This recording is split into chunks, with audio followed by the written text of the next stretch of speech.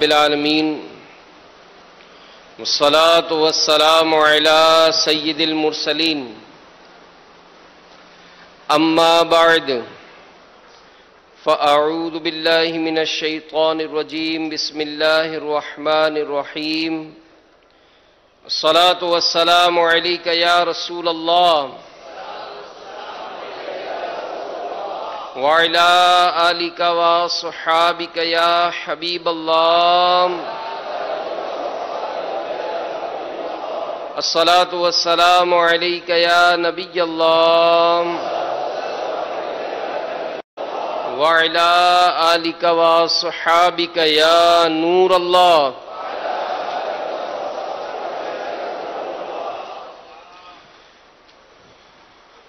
نویت سنت الاعتکاف۔ فرمان مصطفیٰ صلی اللہ تعالی علیہ وآلہ وسلم، نیت المؤمن خیر من عملہ، مسلمان کی نیت اس کے عمل سے بہتر ہے، اور اچھی نیت بندے کو جنت میں داخل کرا دیتی ہے۔ تو جو بھی نیک کام ہو، مزید اچھی اچھی نیتیں کرنے سے ثواب بڑھ جاتا ہے۔ امیر رسول فرماتے ہیں کہ بغیر اچھی نیت کے کسی بھی عمل خیر کا ثواب نہیں ملتا۔ تو نیت کر لیں کہ اللہ کی رضا کے لیے، ثواب کے لیے اس بیان میں شریک رہوں گا۔ تعظیم علم دین کی خاطر جتنا ہو سکا دو زانوں بیٹھ کر، کان لگا کر توجہ کے ساتھ بیان سنوں گا۔ جو باتیں سنوں گا اسے یاد رکھوں گا، عمل کروں گا، دوسروں تک پہنچانے کی کوشش کروں گا۔ نبی رحمت، شفیع امت، مالک جنت، قاسم نعمت صلی اللہ تعالی علیہ وآلہ وسلم کا فرمان مغفرت نشان ہے کہ مجھ پر درود پاک پڑھنا پل صراط پر نور ہے۔ جو روز جمعہ مجھ پر 80 بار درود پاک پڑھے، اس کے 80 سال کے گناہ معاف ہو جائیں گے۔ صلو علی الحبیب صلی اللہ تعالی علی محمد وعلی آلہ وصحبہ وبارک وسلم۔ حضرت سیدنا ثابت بنانی قدس سرہ النورانی یہ روزانہ ایک بار ختم قرآن فرماتا تھے۔ آپ رحمت اللہ تعالی علیہ ہمیشہ دن کو روزہ رکھتے اور ساری رات قیام یعنی عبادت فرمایا کرتے تھے۔ جس مسجد سے گزرتے اس میں 2 رکعت تحیت المسجد یہ ضرور پڑھتے تھے۔ تحدیث نعمت کے طور پر فرماتے ہیں کہ میں نے جامع مسجد کے ہر ستون کے پاس قرآن پاک کا ختم بھی فرمایا اور رو رو کر اللہ تعالیٰ کی بارگاہ میں دعائیں بھی کی ہیں۔ اب یہ بزرگوں کے جو انداز ہم کتابوں میں جو پڑھتے ہیں، تو ظاہر ہے اب جیسے عالمی مدنی مرکز فیضان مدینہ میں، تو یہ امیر علیہ سنت نے بہت تربیت اس پہ بھی فرمائی ہے کہ بدل بدل کر نماز پڑھیں۔ جیسے بعض ہمارے یہاں رائج ہے کہ فرض کے بعد تھوڑا سا پیچھے جا کر سنتیں پڑھتے ہیں۔ تو اس کی ایک وجہ تو یہ کہ آنے والوں کو پتہ چلے کہ جماعت ہو گئی ہے، اور دوسرا اس جگہ میں نے نماز پڑھی تو اب یہ جگہ بھی میری نماز کی گواہ ہو جائے، یہ جگہ بھی ہو جائے، تو یوں بدل بدل کر نماز پڑھنی چاہیے۔ بزرگوں کا انداز دیکھیں، انہوں نے تو ہر ستون پر قرآن پاک کی تلاوت فرما رہے ہیں۔ جس مسجد سے گزر رہے ہیں تو حق مسجد ہے کہ کم از کم 2 رکعت اس میں نماز پڑھی جائے، تو تحیت المسجد ضرور پڑھتے تھے، دعائیں کرتے۔ تو ثابت بنانی رحمت اللہ تعالی علیہ کو نماز اور تلاوت قرآن سے ایسی محبت تھی کہ امیر علیہ سنت فرماتے ہیں کہ آپ پر ایسا کرم ہوا کہ رشک آتا ہے۔ چنانچہ وفات کے بعد دوران تدفین اچانک ایک اینٹ سرک کر قبر میں چلی گئی۔ لوگ اینٹ اٹھانے کے لیے جب جھکے تو یہ دیکھ کر حیران ہو گئے کہ ثابت بنانی رحمت اللہ تعالی علیہ قبر میں کھڑے ہو کر نماز پڑھ رہے ہیں. آپ رحمت اللہ تعالی علیہ کے گھر والوں سے جب پوچھا گیا تو شہزادی صاحبہ نے بتایا کہ والد محترم رحمت اللہ تعالی علیہ روزانہ دعا کیا کرتے تھے کہ یا اللہ اگر تو کسی کو وفات کے بعد قبر میں نماز پڑھنے کی سعادت عطا فرمائے تو مجھے بھی مشرف فرمانا. منقول ہے کہ جب بھی لوگ آپ رحمت اللہ تعالی علیہ کے مزار پر انوار کے قریب سے گزرتے تو قبر انور سے تلاوت قرآن کی آواز آ رہی ہوتی.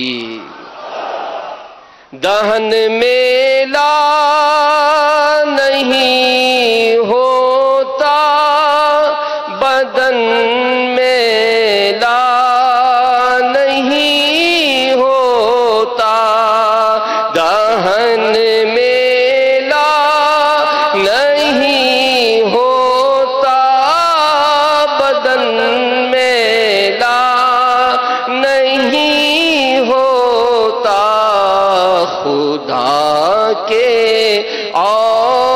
اولیاء کا تو کفن لا نہیں ہوتا خدا کے اولیاء کا تو کفن میں لا.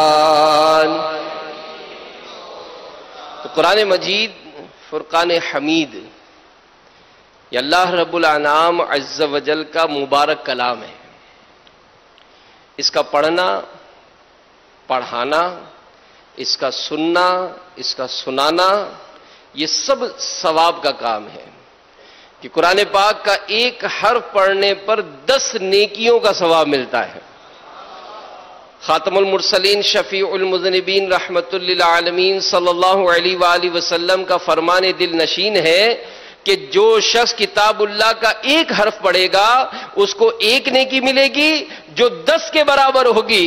اور میرے آقا فرماتے ہیں کہ میں یہ نہیں کہتا کہ الف لام میم ایک حرف ہے بلکہ الف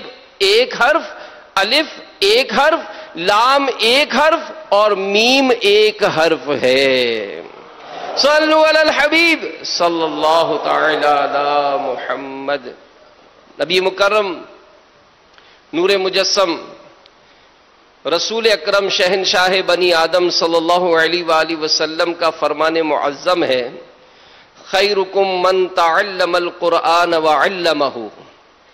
یعنی تم میں بہترین شخص وہ ہے جس نے قرآن سیکھا اور دوسروں کو سکھایا.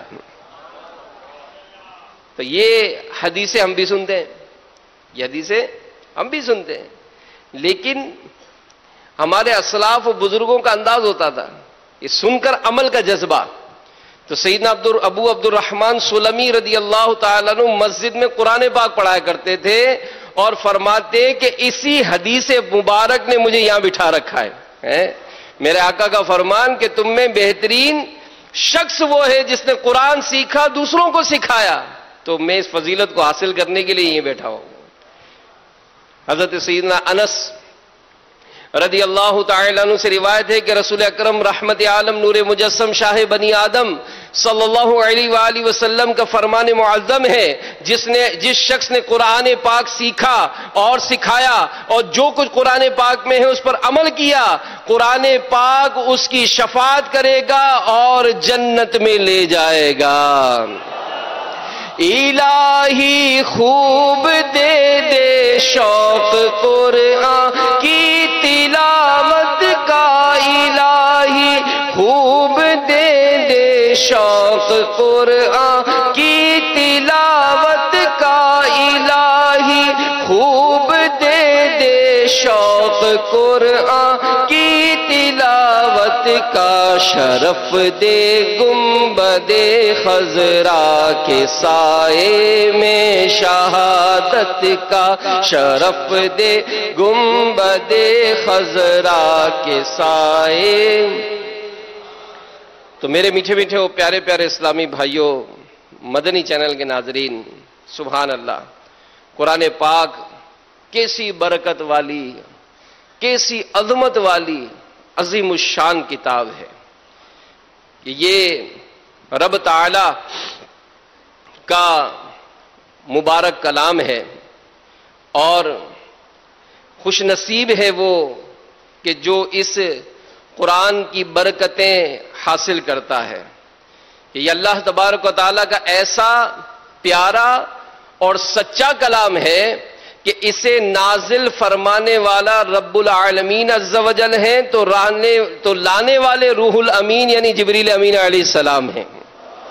یہ کتاب عظیم جس پر نازل ہوئی وہ رحمت للعالمین ہے، جس امت کے لیے آئی وہ سب امتوں میں بہترین ہے۔ جس زبان میں یہ قرآن نازل ہوا وہ زبان عربی تمام زبانوں میں افضل ہے، اور یہ قرآن جس مہینے میں نازل ہوا رمضان المبارک وہ مہینہ تمام مہینوں میں افضل ہے، اور جس رات میں نازل ہوئی لیلۃ القدر وہ رات تمام راتوں میں افضل ہے، اور جن جگہوں میں اتری مکے مدینے میں یہ نازل ہوئی وہ زمین تمام زمینوں میں افضل ہے۔ الحمدللہ قرآن پاک یہ وحی الہی ہے، قرب خداوندی کا ذریعہ ہے، تمام آسمانی کتابوں کا خلاصہ ہے، تمام علوم کا سرچشمہ ہے، ہدایت کا مجموعہ، رحمتوں اور برکتوں کا خزینہ ہے۔ یہ قرآن ایسا نور ہے جس سے گمراہی کے تمام اندھیرے دور ہو جاتے ہیں، اصلاح و تربیت کا ایسا نظام ہے کہ جو انسان کے ظاہر و باطن کو پاک کر کے اسے مثالی بنا دیتا ہے۔ یہ قرآن یہ ایسا با وفا ساتھی ہے جو قبر میں بھی ساتھ نبھاتا ہے، نزا و قبر و حشر میں بھی یہ قرآن وفا کا حق ادا کرے گا۔ اس قرآن میں بیمار دلوں کے لیے شفا ہے، جس نے اس قرآن کو مضبوطی سے تھاما وہ ہدایت یافتہ ہو گیا، جس نے اس پر عمل کیا وہ دنیا اور آخرت میں کامیابی پا گیا۔ اس قرآن کی عظمت، اس پاکیزہ کلام کی خوبیاں، اس کی شان و شوکت، اس کے بارے میں قرآن میں کیا فرمایا گیا سنیے۔ پارہ 15 سورہ بنی اسرائیل کی آیت نمبر 9 میں ہمارا رب عز و جل ارشاد فرماتا ہے، ان هذا القرآن يهدي للتي هي اقوم۔ ترجمہ کنز ایمان، بے شک یہ قرآن وہ راہ دکھاتا ہے جو سب سے سیدھی ہے۔ اور پارہ 14 سورہ نحل آیت نمبر 89 میں 89 میں رب تعالیٰ ارشاد فرماتا ہے، وَنَزَّلْنَا عَلَيْكَ الْكِتَابَ تِبْيَانًا لِكُلِّ شَيْءٍ وَهُدًى وَرَحْمَةً وَبُشْرَى لِلْمُسْلِمِينَ۔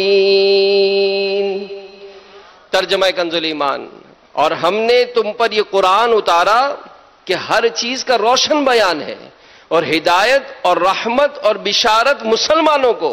اور پارہ 4 سورہ آل عمران کی آیت نمبر 138 میں ارشاد ہوتا ہے، هَذَا بَيَانٌ لِلنَّاسِ وَهُدًى وَمَوْعِظَةٌ لِلْمُتَّقِينَ۔ ترجمہ کنز ایمان، یہ لوگوں کو بتانا اور راہ دکھانا اور پرہیزگاروں کو نصیحت ہے۔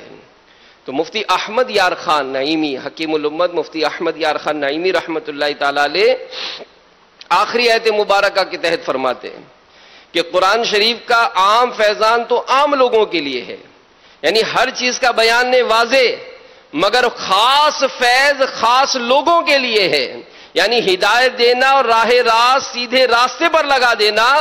مزید فرماتے ہیں قرآن کریم کا بیان یا ہدایت ہونا ہم لوگوں کے لیے، نہ کہ حضور علیہ الصلوۃ والسلام کے لیے۔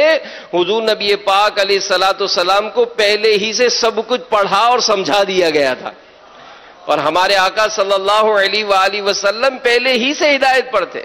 تو میٹھے میٹھے اسلامی بھائیوں، قرآن کریم کی روشن آیت مقدسہ سننے کے بعد ہر عقل مند شخص یہ بات اچھی طرح سمجھ سکتا ہے کہ در حقیقت قرآن ہی کتاب ہدایت ہے۔ الحمدللہ اس حقیقت کا واضح ثبوت جس طرح آیت قرآن سے ملا، اسی طرح احادیث مبارکہ کی روشنی میں بھی ہمیں یہی خوشبودار مدنی پھول ملتا ہے کہ قرآن ہی کتاب ہدایت ہے حصول برکت کے لیے۔ اس ضمن میں ایک حدیث پاک سنیے، حضرت سیدنا مولا علی مشکل کشا کرم اللہ تعالی وجہہ الکریم سے روایت ہے، نبی کریم صلی اللہ علیہ وآلہ وسلم نے ارشاد فرمایا ان قریب ایک فتنہ برپا ہوگا۔ میں نے عرض کی یا رسول اللہ صلی اللہ علیہ وآلہ وسلم اس سے بچنے کا طریقہ کیا ہوگا؟ ارشاد فرمایا اللہ تعالی کی کتاب جس میں تمہارے اگلوں اور پچھلوں کی خبریں ہیں اور تمہارے آپس کے فیصلے ہیں۔ قرآن فیصلہ کن ہے، یہ کوئی مذاق نہیں۔ جو ظالم اسے چھوڑ دے گا اللہ تعالیٰ اسے تباہ کر دے گا، جو اس کے غیر میں ہدایت ڈھونڈے گا اللہ تعالیٰ اسے گمراہ کر دے گا۔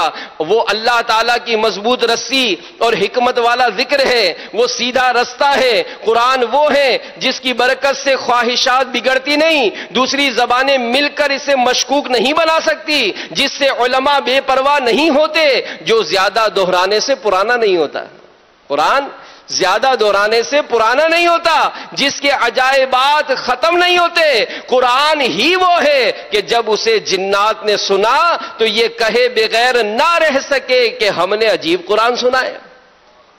جو اچھائی کی رہبری کرتا ہے تو ہم اس پر ایمان لے آئے۔ جو قرآن کا قائل ہو وہ سچا ہے، جس نے اس پر عمل کیا وہ ثواب پائے گا، جو اس کے مطابق فیصلہ کرے گا وہ انصاف کرنے والا ہوگا۔ جو اس کی طرف بلائے تو ضرور وہ سیدھی راہ کی طرف بلایا گیا۔ الہی خوب دے دے شوق قرآن کی تلاوت کا، الہی خوب دے دے شوق قرآن کی تلاوت کا، شرف دے گنبد خضرا کے سائے میں شہادت کا، شرف دے گنبد خضرا کے تو سبحان اللہ۔ سنا آپ نے کہ قرآن کریم کس قدر خوبیوں سے مالا مال کتاب اور ایک مکمل کمپلیٹ ضابطۂ حیات ہے۔ یقیناً یہ کلام باری تعالی ہی کا فیضان ہے کہ آج بھی اس کتاب سے رشد و ہدایت کے سرچشمے یعنی ایسے چشمے پھوٹ رہے ہیں جو اپنے تو اپنے غیر بھی اس کی سچائی کے قائل ہیں۔ ہر ایک اپنے اپنے اعتبار سے اس میں غور و فکر کرنے میں مصروف ہے۔ قرآن کتاب ہدایت ہے۔ اس کا واضح ثبوت یہ ہے کہ جب اس بے مثال کلام کی تجلیات معاشرے یعنی سوسائٹی پر پڑی تو اندھیرے اجالوں میں بدل گئے، ہر طرف ہدایت کا نور پھیل گیا۔ گناہوں میں مشغول لوگوں نے جب ہدایت سے معمور آیات سنی تو فیضان قرآن سے ان کے دل روشن ہو گئے، ان کے سینوں میں خوف خدا بیدار ہو گیا۔ وہ نہ صرف اپنے گناہوں سے تائب ہو کر صلاۃ و سنت کی راہ پر گامزن ہوئے بلکہ مسلمانوں کے پیشوا اور بھٹکے ہوئے لوگوں کو بھی راہ دکھانے والے بن گئے۔ جی ہاں، ایسی کئی آیات ہیں جن کے بارے میں علماء نے واقعات لکھے کہ ان آیات کو سن کر فلاں فلاں بزرگ کی اصلاح کا سبب ہوا تھا۔ مشہور بزرگ ہیں حضرت سیدنا فضیل بن عیاض رحمت اللہ تعالی علیہ۔ یہ بہت بڑے ڈاکو تھے توبہ سے قبل، اور اتنے خطرناک تھے کہ پورے قافلے کو اکیلے ہی لوٹ لیا کرتے تھے۔ ایک مرتبہ ایک قافلہ آپ کے علاقے کے قریب سے گزرا، انہیں وہیں رات ہو گئی۔ آپ ڈاکہ ڈالنے کی نیت سے جب قافلے کے قریب پہنچے تو بعض قافلے والوں کو یہ کہتے ہوئے سنا کہ تم اس بستری کی طرف نہ جانا ہو، کوئی اور راستہ اختیار کر لو کہ یہاں فضیل نامی ایک خطرناک ڈاکو رہتا ہے۔ جب آپ نے قافلے والوں کی آواز سنی تو کپ کپی طاری ہو گئی اور بلند آواز سے کہا کہ اے لوگوں، میں فضیل بن عیاض ہوں، تمہارے سامنے موجود ہوں، جاؤ بے خوف و خطر گزر جاؤ، تم مجھ سے محفوظ ہو۔ خدا کی قسم آج کے بعد میں کبھی بھی اللہ کی نافرمانی نہ کروں گا، یہ کہہ کر آپ وہاں سے چلے گئے، اپنے پچھلے گناہوں سے توبہ کر کے راہ حق کے مسافروں میں شامل ہو گئے۔ اور ایک قول یہ بھی ہے کہ آپ نے اس رات قافلے والوں کی دعوت کی اور فرمایا تم فضیل بن عیاض سے اپنے آپ کو محفوظ سمجھو، پھر آپ ان جانوروں کے لیے چارہ وغیرہ لینے گئے، جب واپس آئے تو کسی نے قرآن کی تلاوت کر رہا تھا، جب وہ اس آیت مبارکہ پر پہنچا الم یأن للذین آمنوا ان تخشع قلوبهم لذکر اللہ، ترجمہ کنز الایمان کہ کیا ایمان والوں کو ابھی وہ وقت نہ آیا کہ ان کے دل جھک جائیں اللہ کی یاد کے لیے؟ تو قرآن کریم کی آیت تاثیر کا تیر بن کر آپ کے سینے میں اتر گئی، آپ نے گریا ازاری یعنی رونا شروع کر دیا، اپنے کپڑوں پر مٹی ڈالتے ہوئے کہا ہاں ہاں کیوں نہیں، اللہ کی قسم اب وقت آ گیا، اب وقت آ گیا۔ آپ اسی طرح روتے گئے اور اپنے تمام پچھلے گناہوں سے توبہ کر لی۔ بڑی کوشش کی گناہ چھوڑنے کی، بڑی کوشش کی گناہ چھوڑنے رہے آہ ناکام ہم یا الہی، رہے آہ ناکام ہم یا الہی، مجھے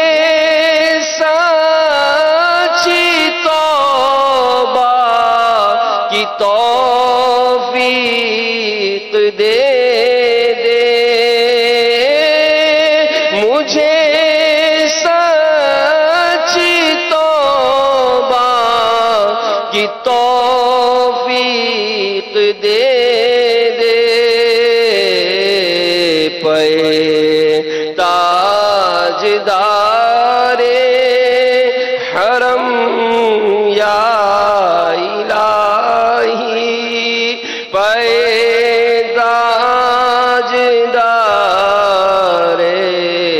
حرم یا الہی، آمین بجاہ النبی الامین صلی اللہ تعالی علیہ وآلہ وسلم۔ کاش اس قرآن کی برکتیں ہمیں بھی نصیب ہو جائیں، ہمیں بھی اس قرآن کو سن کر رونا نصیب ہو جائے، ہم بھی توبہ کرنے والوں میں شامل ہو جائیں۔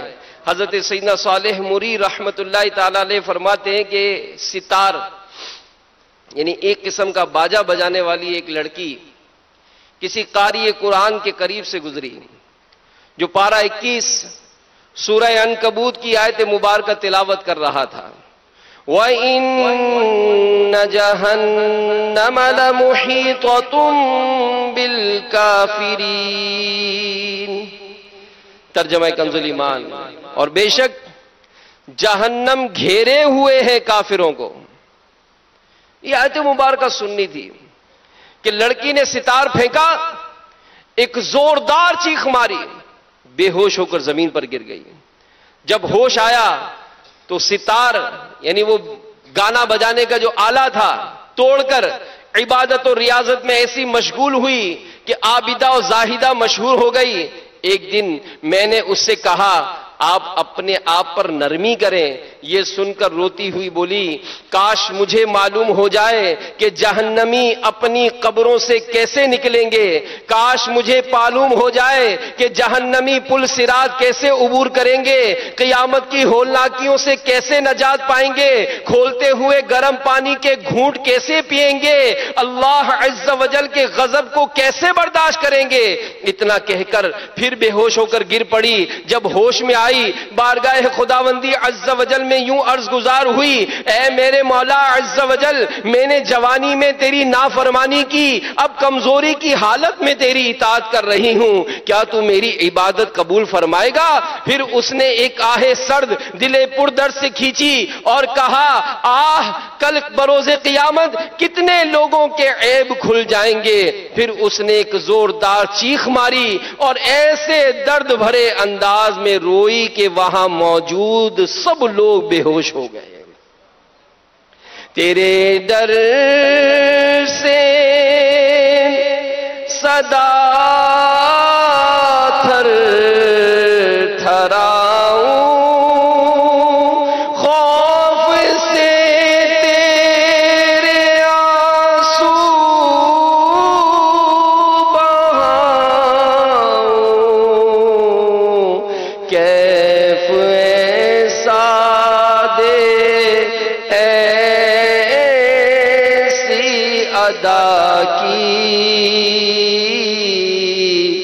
میرے مولا تو خیرات دے دے، کیف ایسا دے ایسی ادا کی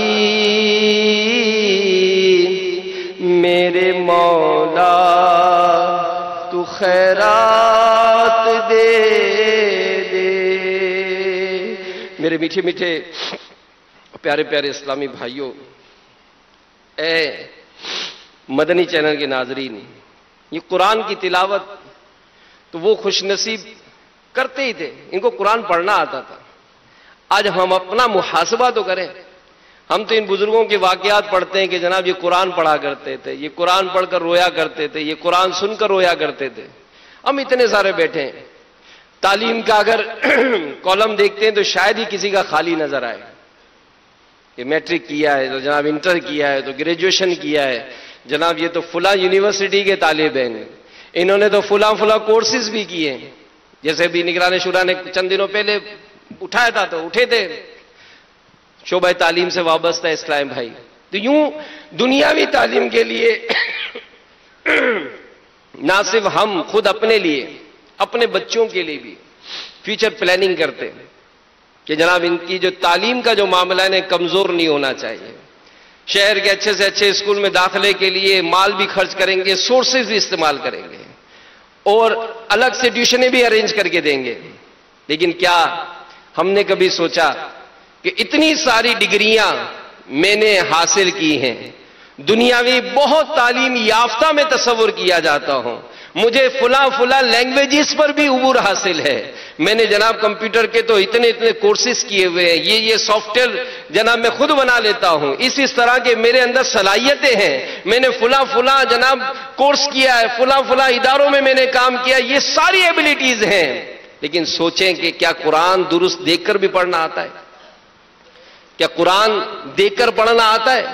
تلفظ کے آپ کہیں گے کہ جناب بچپن میں ہمارے گھر والوں نے سکھایا ہے، لیکن آج جس طرح تمام قانونوں پر عمل کرتے ہوئے ہم دنیا کی لینگویجز استعمال کرتے ہیں کہ جناب یہاں پر ان کی گرامیٹیکل کوئی مسٹیک نہ ہو، جناب اس کا جناب ادائیگی جو ہے پروناؤنسیشن یہ مضبوط ہونی چاہیے، اس طرح کا یہ معاملہ ہے، تو کیا کبھی قرآن کے بارے میں بھی جاننے کی کوشش کی کہ اس کی گرامر کیا ہے، اس کو کس انداز سے ادا کریں گے؟ یعنی کل ہی کی بات ہے کہ امیر اہل سنت دامت برکاتہم العالیہ نے مدنی مذاکرے کے شرکاء کو سبحان اللہ اور الحمدللہ یہ کہنے کی تربیت فرمائی۔ السلام علیکم یہ تو عام لفظ ہے نا، کس طرح کہتے ہیں اس کے بارے میں اکثر ہمیں تربیت فرماتے ہیں۔ بسم اللہ الرحمن الرحیم یہ ہم کو ادا کس طرح کرنا ہے یہ ہم کو سکھایا جا رہا ہے۔ تو یہ سب باتیں سن کر غور تو کریں کہ میں دنیا بھر کی لینگویجز کو مطلب ایز اے ٹیچر میں سکھا رہا ہوں، لیکن قرآن کی گرامر تو مجھے آتی نہیں ہے، قرآن کا علم تو میرے پاس ہے ہی نہیں، میں نے تو اتنی ڈگریاں حاصل کی، پھر اس قرآن کو سیکھنا، پھر اس کو سکھانا، یعنی اداروں میں آپ دیکھیں جو اداروں سے وابستہ لوگ بھی ہیں میرے اس بیان میں کہ جناب ان کے اپنے ادارے چل رہے ہیں، آپ سوچیں غور کریں کہ اس قرآن کی تعلیم کے لیے ہم نے اپنے اس ادارے میں کتنا ٹائم رکھا ہے۔ کون سے مطلب قابل لوگوں کا ہم نے تقرر کیا ہے. ہم دنیاوی جیسے مثال اگر کسی کو اسکول چلانا ہے تو وہ اس بات کی تو خواہش کرے گا کہ جناب میرے پاس ایک ایسا ٹیچر آنا چاہیے جس کی لینگویج پر عبور ہو, جو انگلش بہت اچھی بولتا ہو. لیکن کیا اس ادارے والے کو اس بات کا احساس ہے کہ میں اس قرآن کو پڑھانے والے کے لیے کسی ایسے قاری کا بھی انتظام کروں جو سب سے بیسٹ ہو؟ یہ نہیں ہے. بلکہ اگر وہ دنیاوی تعلیم یافتہ آ کر 50,000 بھی مانگے گا ہم کہیں گے جی بالکل ٹھیک ہے. اور قرآن پڑھانے والا قاری اگر آ کر 15,000 کہے گا تو چیخ نکلے گی, 15,000 روپے. جیسے بچوں کو ٹیوشن پڑھاتے, اب ٹیوشن پڑھانے والوں کو 2,500, 3,000, 5,000, 10,000 روپے دیے جا رہے ہیں. اور مولانا صاحب نے اگر 500 سے گیا 1,000 روپے یا 800 روپے کرنے کا کہا تو مولانا صاحب اتنے, تو سوچیے کون کرے کہ ہم اس معاملے میں اپنا اور اپنی آنے والی نسلوں کو کہاں لے کر جا رہے ہیں, کس طرف ہمارا رخ ہے. اس قرآن کی عظمت و برکتوں کی فضیلتیں یہ کس قدر زیادہ ہیں. لیکن کیا آج ہمارے گھر قرآن کی تلاوت سے معمور ہیں؟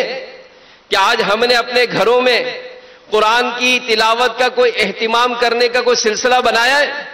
ایسا نہیں ہے, ایسا نہیں ہے. بلکہ یہاں تک بزرگوں کے اقوال ملتے ہیں. ایک بزرگ رحمت اللہ تعالی علیہ کا فرمان سنیے کہ جنہوں نے اس بارے میں فرمایا. حضرت عبداللہ بن مسعود رضی اللہ تعالیٰ عنہ فرماتے ہیں کہ جسے یہ جاننا پسند ہو کہ وہ اللہ اور اس کے رسول سے محبت کرتا ہے, جسے یہ جاننا پسند ہو کہ کیا وہ اللہ اور اس کے رسول سے محبت کرتا ہے, تو وہ دیکھے کہ اگر وہ قرآن سے محبت کرتا ہے یعنی اس کی تلاوت اور اس پر عمل کرتا ہے تو وہ اللہ اور اس کے رسول سے بھی محبت کرتا ہے. معیار دیا نا, چیک اینڈ بیلنس دیا. آج ہم غور کریں اور سوچیں کہ دن میں کتنے کتنے اخبار پڑھتے ہیں, ناول, ڈائجسٹ, یا اپنے موبائل کی میموریز پر غور کریں, اس کی بیٹریز کے استعمال پر غور کریں کہ جناب میرا کس معاملے میں کتنا استعمال ہے. میں اپنے مطلب واٹس ایپ کو, اپنے دیگر کئی ایسے معاملات کو میں تو بھرپور اس کو توجہ رکھ رہا ہوں. کیا روزانہ قرآن کھول کر بھی دیکھنا نصیب ہوتا ہے؟ جو یہاں اعتکاف والے ہزاروں معتکفین ہیں, غور کریں اور سوچیں کہ کیا یہاں رہ کر بھی ہم قرآن نہیں پڑھیں گے؟ کیا یہاں رہ کر بھی ہم قرآن نہیں سیکھیں گے جبکہ آئے سیکھنے کے لیے؟ اور جو مدنی چینل کے ناظرین ہیں وہ بھی غور کریں اور سوچیں کہ کیا اس پورے ماہ رمضان جس کی آج 13 روزے گزر گئے, دیکھیں تو صحیح یار, کہاں رمضان کی آمد کا تذکرہ ہو رہا تھا, تقریباً آدھا رمضان اب گزر چکا, 13 روزے گزر گئے. آپ سوچیں, غور کریں, 13 روزے گزر گئے, میں نے قرآن کتنا کھولا ہے, گھر میں ہمارے قرآن کا اہتمام کتنا ہوتا ہے. کیا ہمارے بچے جن کے گھروں میں روزانہ آ کر ہم نے موبائل تو دیکھا ہے, کیا ان کے ہاتھوں میں قرآن دیکھا ہے؟ کیا ہماری بچیوں نے قرآن پاک کا ختم کیا؟ ہمارے آقا امام اعظم ابو حنیفہ رضی اللہ تعالیٰ عنہ جب ماہ رمضان تشریف لاتا روزانہ دن میں قرآن ختم کیا کرتے تھے اور رات میں قرآن پڑھا کرتے تھے. پورا نماز تراویح میں قرآن ہوتا تھا, عید کے دن قرآن پڑھتے تھے. گویا ماہ رمضان کے آتا ہمارے امام اعظم ابو حنیفہ 62 مرتبہ قرآن پاک پڑھا کرتے تھے. جس مقام پر آپ کا انتقال ہوا آپ فرماتے ہیں کہ اس جگہ پر میں نے 7,000 مرتبہ قرآن پاک ختم کیا. ہم عاشق امام اعظم, ہم عاشق رسول, عاشق صحابہ, عاشق اولیاء, ہم ان سے محبت کا دعویٰ کرنے والے. ہم غور کریں کہ کیا ہمارے گھروں میں قرآن پڑھا جاتا ہے؟ اور جس گھر میں قرآن پڑھا جاتا ہے, سنیے سیدنا ابو ہریرہ رضی اللہ تعالی عنہ فرماتے ہیں جس گھر میں قرآن پڑھا جاتا ہے وہ اپنے رہنے والوں پر کشادہ ہو جاتا ہے. برکت ہوتی ہے اس میں, اس کی بھلائی کثیر ہوتی ہے, اس میں فرشتے حاضر ہوتے ہیں, شیاطین نکل جاتے ہیں. اور جس گھر میں قرآن نہیں پڑھا جاتا وہ اپنے رہنے والوں پر تنگ ہو جاتا ہے, اس کی بھلائی کم ہو جاتی ہے, اس سے فرشتے نکل جاتے ہیں اور شیاطین آتے ہیں. جی ہاں, ماہ رمضان میں ایک بہت بڑی تعداد ہے, غلاف تبدیل ہوتا ہے. گھروں میں اس بات کا دستور ہے کہ ہمارے دادا اس بات کا اہتمام کرتے تھے, ارے میرے بھائی دادا سے قرآن کا غلاف نہیں بدلتے تھے, دادا قرآن بھی پڑھتے تھے. دادی خالی آپ کے قرآن کا غلاف نہیں بدلتی تھی, وہ قرآن بھی پڑھتی تھی. شوق ہوتا تھا. پہلے کے لوگوں کا اگر ہم غور کرتے ہیں, یاد کرتے تو ان کی طبیعت میں قرآن پڑھنا ہوتا تھا, اور پھر قرآن پڑھنا اور پھر اس تلاوت کو سن کر رونا، یہ سعادت کی بات ہے. یعنی بزرگوں کے انداز دیکھیں کہ یہ قرآن پڑھتے اور قرآن پڑھ کر اس کے معنی پر غور و فکر کرتے تھے. حضرت سیدنا امام اعظم ابو حنیفہ رضی اللہ تعالی عنہ نماز عشاء آپ نے ادا کی. امام صاحب نے سورہ زلزال پڑھی، اذا زلزلت الارض زلزالها واخرجت الارض اثقالها. تو جب اس آیت پہ پہنچا یومئذ تحدث اخبارها کہ زمین اگل دے گی اپنے راز، اب نماز عشاء ہو گئی اور یہ سورت پڑھی گئی جس میں قیامت کے زلزلوں کا بیان ہے، قیامت کے دن کا بیان ہے کہ اور اس میں آخر میں فرمایا گیا فَمَن يَعْمَلْ مِثْقَالَ ذَرَّةٍ خَيْرًا يَرَهُ وَمَن يَعْمَلْ مِثْقَالَ ذَرَّةٍ شَرًّا يَرَهُ، کہ جس نے ذرہ بھر نیکی کی وہ قیامت کے دن دیکھے گا، جس نے ذرہ بھر گناہ کیا وہ قیامت کے دن دیکھے گا. امام صاحب نے تلاوت ختم کر دی، نماز عشاء ادا کر کے لوگ چلے گئے اور امام اعظم ابو حنیفہ رضی اللہ تعالی عنہ اپنی داڑھی کے بال پکڑ کر اپنے رب کے حضور زار و قطار رو رہے ہیں اور عرض کر رہے ہیں کہ مولا اپنے بندے نعمان کو بخش دے. قیامت کے دن پوچھنے کا بیان ہے نا، قیامت کے دن پوچھنے کا بیان ہے نا. آج اگر کسی ادارے میں کام کرتے ہیں اور 1 سال کے بعد ہمارا آفیسر ہمیں فون کرتا ہے کہ جناب آئیے اپنے پورے سال کا ہمیں آڈٹ کرائیے، پوچھئے ان سے جن کا آڈٹ ہوتا ہے، پیروں تلے زمین نکلتی ہے. جب کسی اسکول میں پڑھتے ہیں، کالج میں پڑھتے ہیں، پوچھئے ان اسٹوڈنٹس کو جن کے امتحانات ہوتے ہیں کیا کیفیت ہوتی ہے. صبح ہمارا امتحان ہے، صبح ہمارا امتحان ہے، اس امتحان میں ہمارا کیا بنے گا؟ اگر نتیجہ اچھا نہیں ہوا تو کہیں ایسا نہ ہو کہ ہمیں سزا دی جائے، ہمیں ادارے سے نکال دیا جائے، ہمارا سال ضائع ہو جائے. ارے سوچے تو صحیح، زندگی ہے کتنی، کیا معلوم آج ہی کا دن ہماری زندگی کا آخری دن ہو. کل تذکرہ ہوا نا ہمارے مدینۃ الاولیاء ملتان شریف کے ایک معتکف صبح فجر کی سحری کی ہے اسلامی بھائیوں کے ساتھ، نماز فجر ادا کی ہے اسلامی بھائیوں کے ساتھ، سوئے تو پھر سوئے اٹھے ہی نہیں، مسجد میں انتقال ہو گیا. اللہ ان کو غریق رحمت فرمائے. لیکن غور کریں کہ کیا یہ ہمارے ساتھ نہیں ہو سکتا؟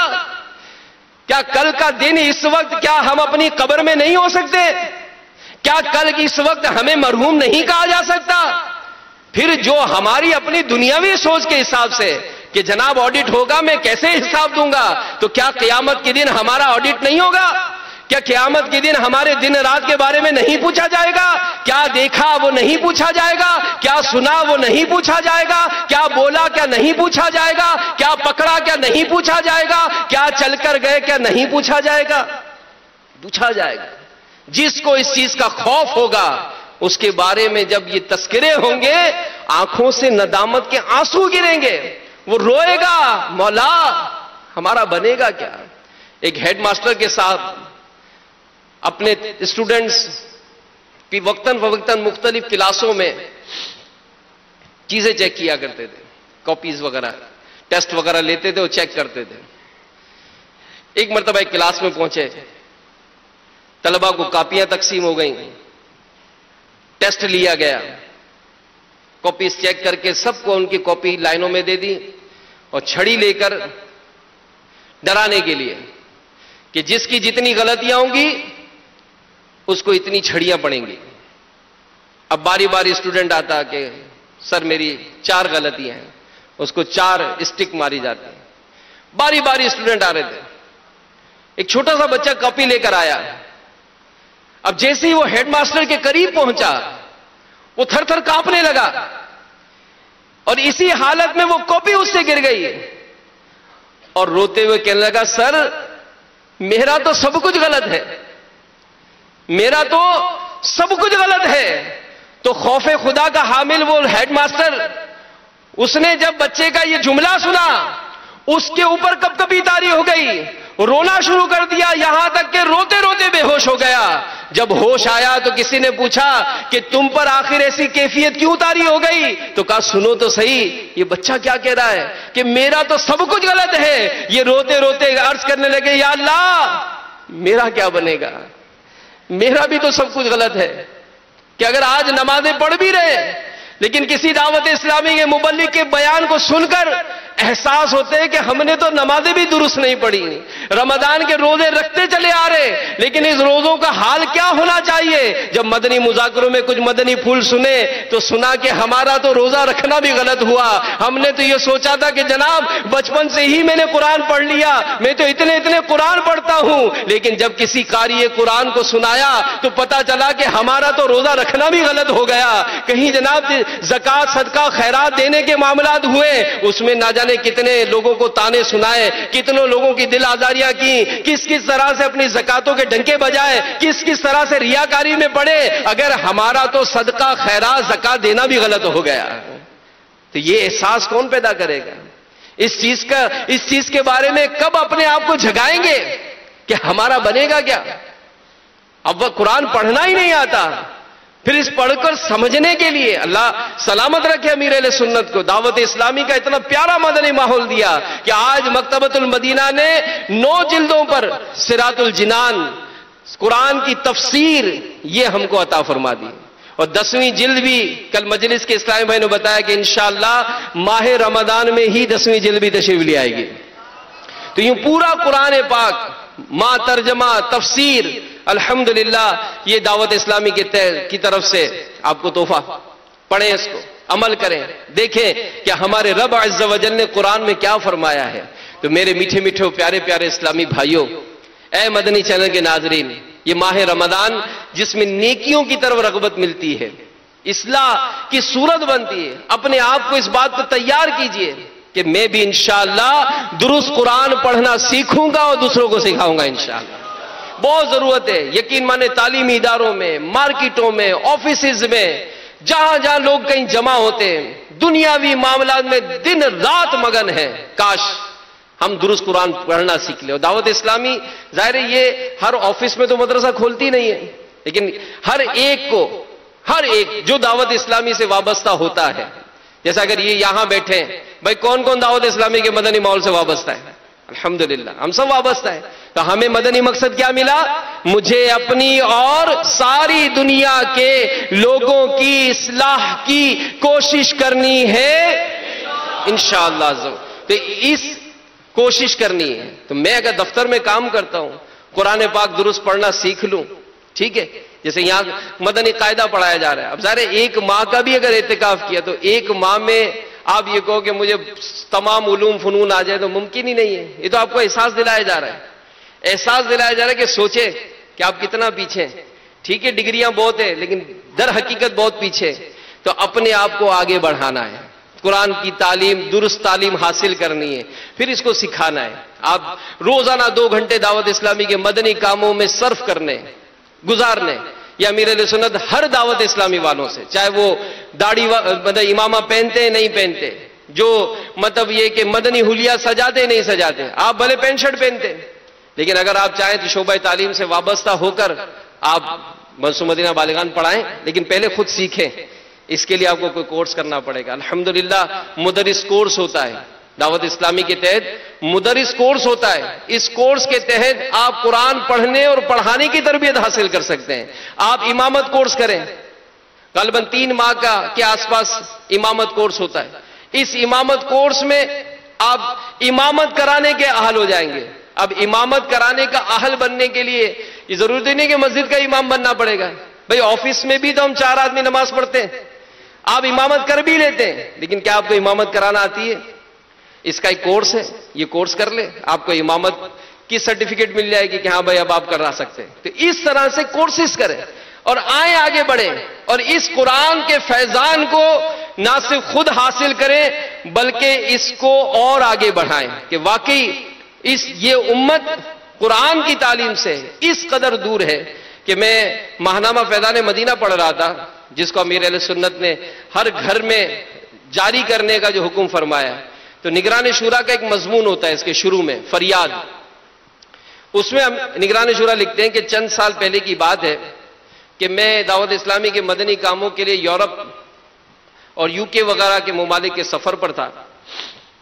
فرانس میں میرے پاس کچھ لوگ آئے ملنے کے لیے، پتہ چلا کہ عرب شریف سے ان کا تعلق ہے، یعنی عربی ہیں یہ، اور یہ یورپ میں رہتے ہیں اور یہاں بھی ان کے کچھ آبا و اجداد میں سے شفٹ ہو گئے، پھر یہ یہیں عربی رہ گئے. تو کہا دوران گفتگو، یعنی پہلے تو کہا مجھے بہت خوشی ہوئی کہ میرے پیارے آقا صلی اللہ علیہ وآلہ وسلم بھی عربی ہیں اور یہ بھی عربی ہے، تو یوں ملاقات کر کے خوشی ہوئی. لیکن کھانے کے دوران اسلامی معلومات کی بات چیت کا سلسلہ رہا تو انہیں بتایا کہ ہم کو قرآن پاک دیکھ کر بھی پڑھنا نہیں آتا. تو کہا کہ مجھے حیرت ہوئی، کچھ لمحے کے لیے سکتہ آ گیا کہ یہ عربی نسل ہو کر دیکھ کر بھی قرآن نہیں پڑھ سکتے. تو اب اے دعوت اسلامی سے وابستہ اسلامی بھائیوں، میں آپ سے سوال کرتا ہوں، مدنی چینل کے ناظرین آپ سے سوال کرتا ہوں کہ ہمیں پوری دنیا میں اس فیضان قرآن کو عام کرنے کے لیے کتنے کام کی ضرورت ہے؟ آج جو یہ عاشقان رسول اپنے عزم کا جو اظہار کر رہے ہیں کہ میں 12 ماہ اس مدنی تحریک کے مدنی کاموں کے لیے دوں گا، کوئی وقف مدینہ ہو رہا ہے، کوئی 92 دن کے لیے پیش کر رہا ہے، کوئی یہ کہہ رہا ہے کہ چاند رات کو میں گھر نہیں جاؤں گا بلکہ مدنی قافلوں میں سفر کر کے انشاءاللہ نیکی کی دعوت کی دھومیں مچائیں گے. تو اس طرح سے ہر ایک اپنے طور پر یہ سوچے کہ میں قرآن کی خدمت کیسے کر سکوں، کس طرح سے میں آگے بڑھوں، یعنی دعوت اسلامی کا ساتھ دیں، پریکٹیکلی ساتھ دیں. اور آج میں آپ سے ایک بات کی نیت کرانے کی بھی ذہن بنا کہ نیت کریں کہ اپنے اس مدنی تحریک کے مدنی کاموں کو آگے بڑھانے کے لیے، چاہے وہ اسکول ہے، چاہے وہ کالج ہے، چاہے وہ تجارت ہے، چاہے وہ آفس ہے، پریکٹیکلی اپنے آپ کو کم از کم 2 گھنٹے اپنی زندگی کا یہ روٹین بنا لیں، نیت کر لیں کہ جب تک زندہ رہوں گا انشاءاللہ کم از کم اپنی اس مدنی تحریک کو روزانہ 2 گھنٹے ضرور دوں گا. ہاتھ اٹھا کر جس کی نیت بنتی ہو ہاتھ اٹھائیں. قرآن سیکھنا سکھانا یہ دونوں ہمارا کام ہے. سنت سیکھنا سکھانا یہ بھی ہمارا مدنی کام ہے. علم دین حاصل کرنا، دوسروں کو سکھانا بہت ضرورت ہے. جیسے نگران شورا نے فرمایا کہ آپ سوچیں، غور کریں کہ عربی النسل، عرب شریف سے تعلق رکھنے والے، لیکن آج اپنی اولاد کو جنہوں نے تعلیم نہ دی تو یہاں تک ہوا کہ قرآن دیکھ کر بھی نہیں پڑھ سکتے. ہمارے بچوں کا کیا بنے گا؟ پھر دعوت اسلامی نے، میں نے کہا نا کہ آپ اس تحریک کے قریب آ کر دیکھیں، آن لائن مدرسۃ المدینہ کا آغاز کیا. الحمدللہ ہماری اس وطن عزیز سے تقریباً 86 ملکوں میں دعوت اسلامی کے اسلامی بھائی، اسلامی بہنیں یہ دوسرے ملکوں میں کے بچوں، مدنی منوں کو، منیوں کو، بڑے اسلامی بھائیوں کو، بہنوں کو پڑھا رہے ہیں. آپ بھی بنے، آپ بھی مدرسۃ المدینہ آن لائن میں خدمات دیں. لیکن ظاہر ہے پڑھانا ہے تو پہلے پڑھنا سیکھنا ہوگا، پہلے خود اپنا محاسبہ کرنا پڑے گا. تو بہت کام ہے، اس کام کو بہت آگے بڑھانے کی ضرورت ہے. پھر اسی طرح وہ خوش نصیب اسلامی بھائی اور یہاں جتنے بیٹھے ہیں ہم سب بھی، چاہے وہ 1 روپیہ ہو یا 1 کروڑ یا 50 کروڑ ہو، اپنی دعوت اسلامی کو اپنے مدنی عطیات دیجیے. ظاہر اتنا بڑا کام کرنا ہے تو اس کے لیے کثیر سرمایہ کی ضرورت ہے. جی ہاں، اپنی زکوٰۃ، اپنے مدنی عطیات. اگر اب تک دعوت اسلامی کے کسی ذمہ دار نے آپ سے رابطہ نہیں کیا، ہو سکتا ہے پچھلے سال لے کر گئے ہوں، اس بار بھول ہو گئی ہوگی، دنیا سے وہ چلے گئے ہوں گے، بیمار پڑ گئے ہوں گے، آپ کا موبائل سے نمبر ڈیلیٹ ہو گیا ہوگا، تو آپ فون کر لیں. اور مدنی چینل کے ناظرین آن لائن اکاؤنٹس نمبر لے لیں، آپ ڈائریکٹ ڈپازٹ کرائیں. اربوں روپے کے اخراجات، اربوں روپے کے اخراجات آپ کی اس تحریک کو، ان کاموں کو آگے بڑھانے کے لیے. جیلوں میں دعوت اسلامی نے اسی قرآن کو پڑھانا شروع کیا. اللہ کی رحمت ہوئی، الحمدللہ جیلوں میں قیدی سزا کاٹنے آئے، دعوت اسلامی کے مبلغین نے وہاں جا جا کر ان کو قرآن پڑھانا شروع کیا. یہاں تک اس کی برکتیں ملی کہ جیل میں الحمدللہ قیدیوں میں سے بعض قیدیوں نے قرآن پاک ناظرہ اور حفظ میں مکمل کرنے کی سعادت حاصل کر لی. دعوت اسلامی میں فرض علوم سکھا رہی ہے. یعنی ایسا بھی ان آنکھوں نے دیکھا، اس قیدی کو میں جانتا ہوں، یہاں پر آئے تھے وہ نماز پڑھنے کے لیے شکرانے کی، کہ جیل میں انہوں نے امامت کورس کیا، جیل میں امامت کورس کیا، اور جیل کی سزا کاٹنے کے بعد جب یہ اپنے گھر گئے تو اپنے ہی علاقے کی مسجد کے امام بن گئے. تو یہ دعوت اسلامی کا فیضان ہے. اس فیضان کو عام کرنے کے لیے اگر آپ کا وقت ملے گا آپ کے لیے ثواب جاریہ ہوگا. آپ کی سوچ ملے گی، آپ سوچتے ٹھیک ہے دین کے کاموں کے لیے سوچیں، آئیں دعوت اسلامی کے مدنی ماحول میں اپنی سوچ کے ذریعے نیکی کے کاموں کو اور بڑھائیے اور آگے بڑھیے تاکہ فیضان قرآن عام ہو. دعوت اسلامی کا پیغام گھر گھر تک پہنچائیں اور اللہ کی بارگاہ میں دعا کیا کریں کہ یا اللہ اپنے دین کی خدمت کے لیے، سنتوں کی خدمت کے لیے ہمیں قبول فرما. ہم قبول ہو جائیں، ہماری اولاد قبول ہو جائے اور اس قرآن کی برکتوں سے ہم سب مالا مال ہو جائیں۔ آمین بجاہ النبی الامین صلی اللہ علیہ وآلہ وسلم۔ پہلی اذان ہو رہی ہے، اس اذان کا جواب دیجئے، جو مؤذن صاحب کہیں وہی دہرا دیجئے، ہر کلمے پر 2 لاکھ نیکیاں ملیں گی۔ عاشقان رسول میں توجہ، اللہ کی رضا کے لیے اذان کا احترام کرتے ہو۔